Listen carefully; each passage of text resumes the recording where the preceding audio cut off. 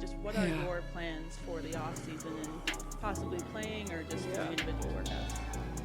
Yeah, I mean, probably take a little bit of a break here, just for maybe a week.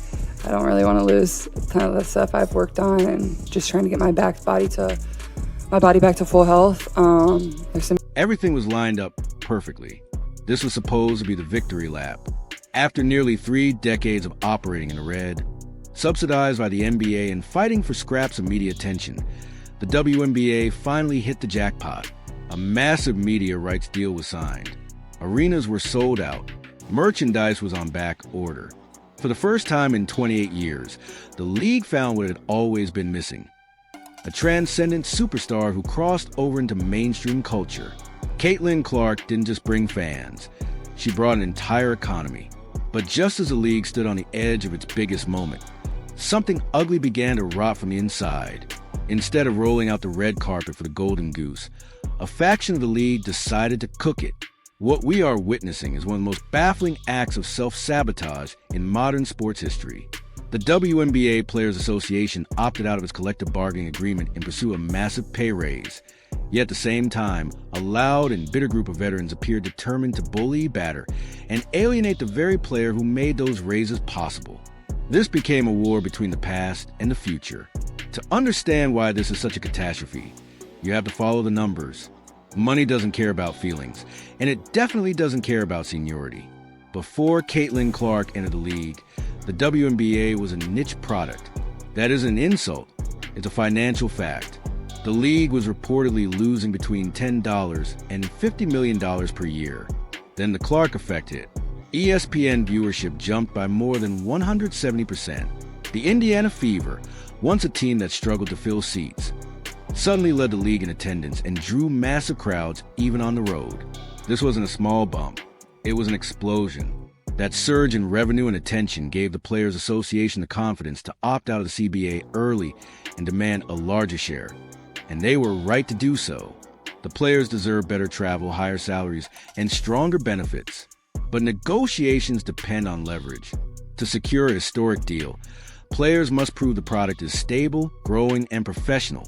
Instead, owners and investors have watched certain players publicly demean and physically target the league's biggest asset. It began with dismissive comments.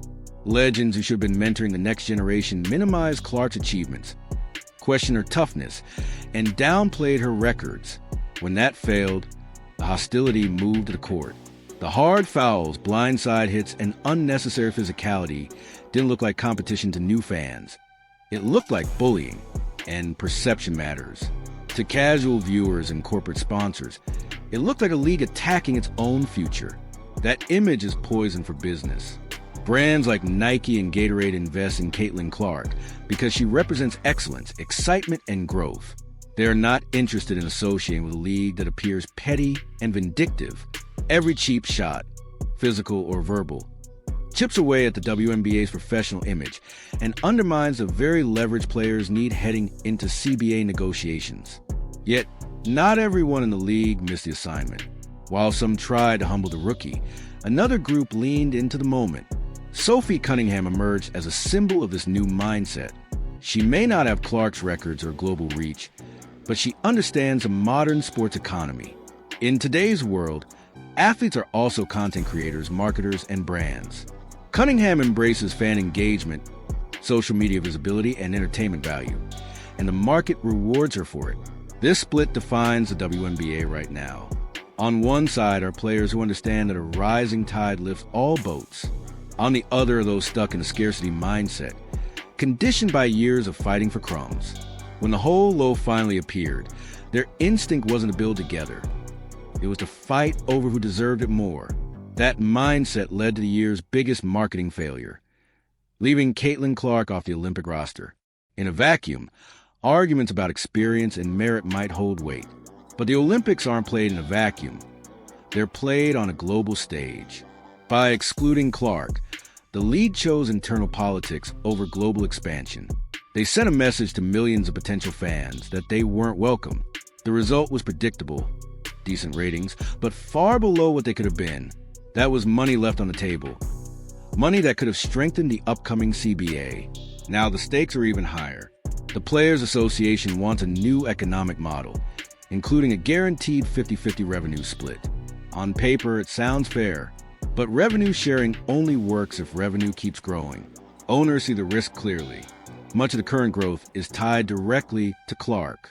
If she's injured, driven away by a toxic environment, or disengages, that boom evaporates. Increased risk leads to reduced guarantees, and the players will pay the price. Throughout all of this, Caitlin Clark has remained silent. She hasn't fired back or fueled the drama. She just plays. That silence speaks volumes. It highlights the immaturity of her critics and positions her as the adult in the room. Owners will build the future around players who drive value, engagement, and revenue, not those who sabotage it. The tragedy is that this didn't have to happen.